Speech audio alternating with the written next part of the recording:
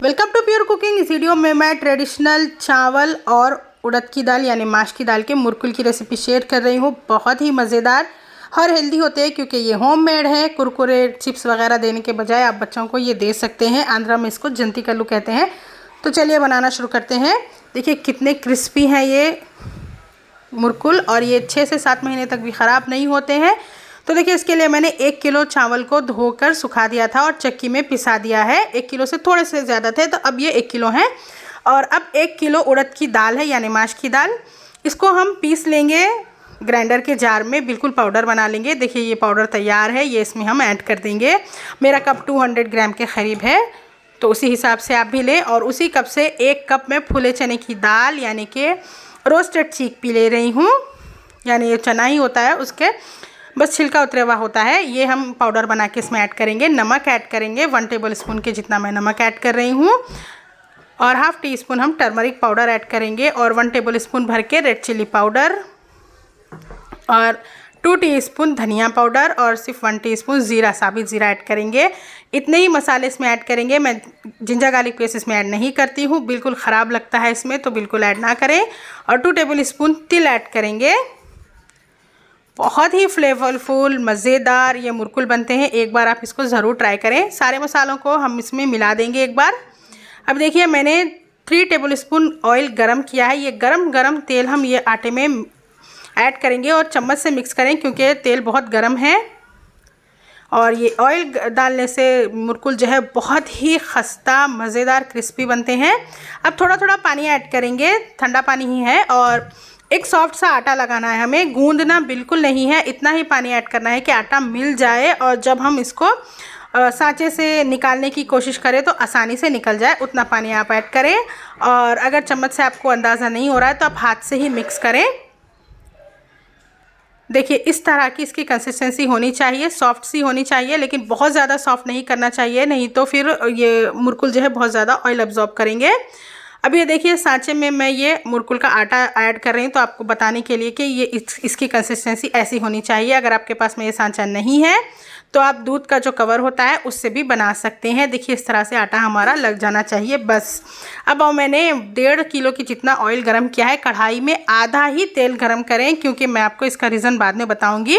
और बिल्कुल hot temperature होना चाहिए। देखिए इसकी आवाज़ सुन सकते हैं आप। जैसे ही हम उसमें मुरकुल डालेंगे तो ये बिल्कुल शोर मचाना शुरू करेगा ऑयल, तो इसकी ऑयल का टेम्परेचर अब बिल्कुल करेक्ट है। देखिए जब हम हॉट ऑयल में मुरकुल डालते हैं तो ये इस तरह से ऊपर उबल कर आता है तेल, तो इसलिए फुल या 3/4 कढ़ाई में ऑयल बिल्कुल ना डालें, नहीं तो हादसा हो सकता है। और अगर आप बिगनर हैं तो कम क्वांटिटी में पहले आप बना कर देखें, उसके बाद में बनाएं। और ये एक बार जैसे ही एक बार एक तरफ से क्रिस्पी हो जाए तो इसे दूसरी तरफ भी फ्राई कर लें। और ये फ्राई करते करते इसकी आवाज़ अपने आप से बंद हो जाएगी और इसका थोड़ा सा कलर चेंज हो जाएगा, तब तक हम इसको फ्राई करते जाएंगे।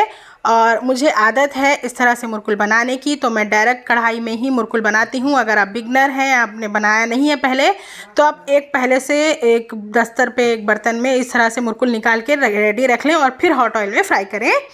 देखिए इसका कलर भी अब चेंज हो गया है, इसकी आवाज़ भी आना बंद हो गई है। तो अब हम इसको निकाल के साइड में रखेंगे। इसे निकाल के सूखे बर्तन में रखना है, बिल्कुल पानी नहीं होना चाहिए बर्तन में।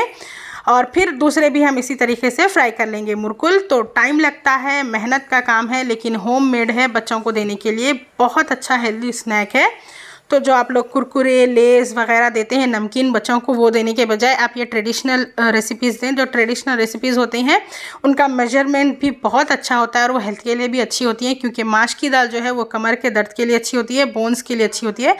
देखिए इस तरह से निकाल के हम एक सूखे बर्तन में इसको रखते जाएंगे मुरकुल को। देखिए तोड़कर मैं आपको बता रही हूँ कितने क्रिस्पी खस्ता मुरकुल बने हैं। और इसी तरीके से मैं बाकी के मुरकुल भी बना रही हूँ। देखिए जैसे ही हम मुरकुल इसमें डालेंगे ये ऑयल जो है वो ऊपर आएगा।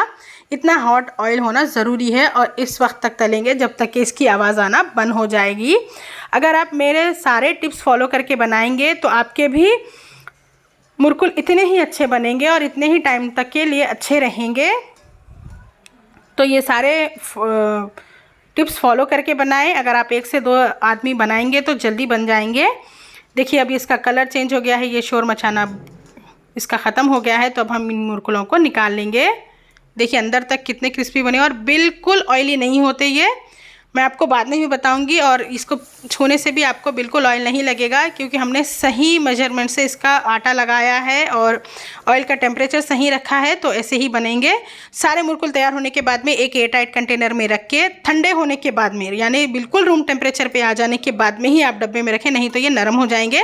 और डब्बे में रख के आप इसको 6 से 7 महीने तक खा सकते हैं आराम से, लेकिन ये 8-10 दिन में ही ख़त्म हो जाते हैं मेरे पास में। तो देखिए कितने क्रिस्पी मुरकुल बने हैं। तो ज़रूर ट्राई कीजिए मेरी ये ट्रेडिशनल मुरकुल की रेसिपी। और अगर आप ये ट्राई कर रहे हैं तो इसकी एक रेसिपी, एक पिक्चर मुझसे इंस्टाग्राम पे ज़रूर शेयर करें और लाइक ज़रूर करें वीडियो को, शेयर करें, सब्सक्राइब करें प्योर कुकिंग चैनल को।